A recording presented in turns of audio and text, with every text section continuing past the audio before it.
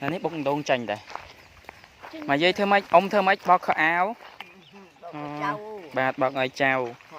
bà luôn đồn đi em mến á cùi thì năng bọc thì năng hay còn đồn là rộp sập đồn nè nè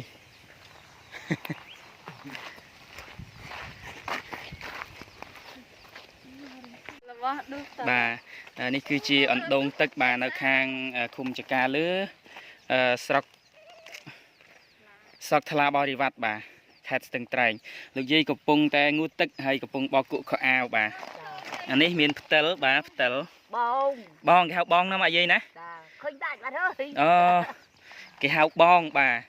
ហើយអណ្ដូងទឹកគាត់គឺរបៀបនេះបាទ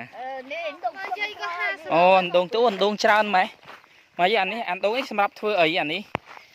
នេះសំកមូនកមូនផឹកងូតផឹកជាមួយគ្នានឹងហ្មងអូអណ្ដូងច្រើនណាបាទអណ្ដូងគេពេជ្រកប៉ុកពេញមកនឹងបាទអូអានេះអាគៀននេះសម្រាប់ពិសាមកយាយណានេះសម្រាប់ហូបនេះអូនេះស្វាលវងបងចុះបាទថ្លាមែនថ្លាល្អទឹកល្អបាទទឹកល្អមែនណា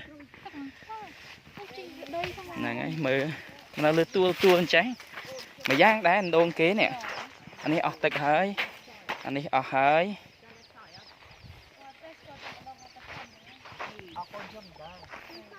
ខ្ញុំដាក់ថាហ្នឹងទៅយកលេខឈ្មោះយ៉ាងនេះអរឈ្មោះខ្ញុំជឿដែរចុះខ្ញុំមកព្រឹះអែមមកយាយណាចាបាទព្រឹះអែមព្រឹះណែមព្រឹះតែមអមនៅខំតកព្រះដូចនេះហើយមកយាយអានេះអីគេអានេះអានឹងឆ្នាំងនេះស្ងោ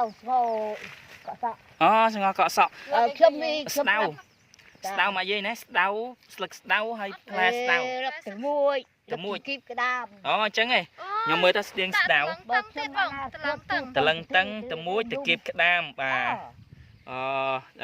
សាប៊ូកក់សក់បុរាណអានេះបាទអមែនអីសាប៊ូកក់សក់បុរាណបាទតំណងបាទ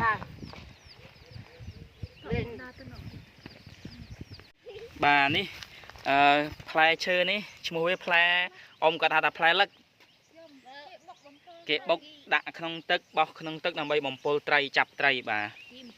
ចាប់ត្រីពីក្នុងអូ